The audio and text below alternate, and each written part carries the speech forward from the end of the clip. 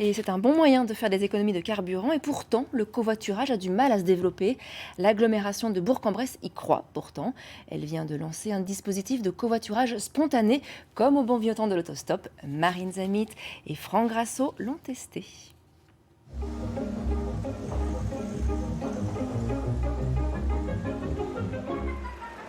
Vous vous souvenez effectivement de ce geste de l'autostop? Eh bien, celui qui va remplacer ce geste du pouce tendu, c'est ce geste-là simplement.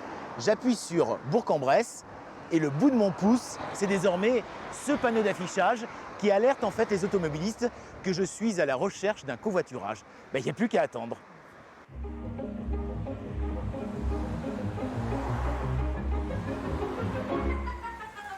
Le panneau reste allumé 5 minutes. On va bien voir. Et pourtant, qu'est-ce qu'on voit comme voiture avec une seule personne à l'intérieur? Est-ce que vous pouvez nous emmener à Bourg-en-Bresse? Il n'y a aucun problème. Je m'appelle Geneviève. D'accord, moi c'est Franck. Et pourquoi ça vous plaît en fait le covoiturage? Vous avez des personnes qui n'ont peut-être pas le moyen de se rendre en ville tous les jours avec l'augmentation du coût de la vie, du carburant.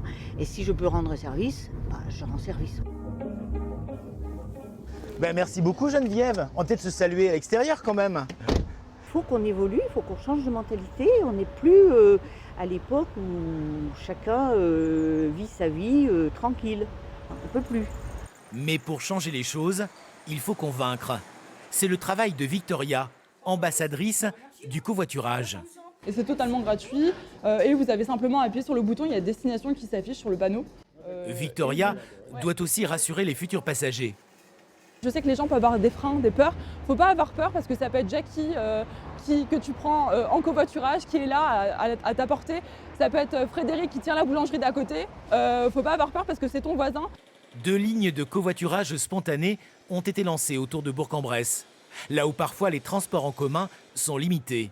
Pour le contribuable, ces lignes, elles existent déjà, ces lignes de covoiturage. Et donc cela permet d'avoir des moyens de mobilité qui existent déjà à faible coût, sans venir réinvestir sur du transport collectif avec des bus qui coûtent extrêmement cher.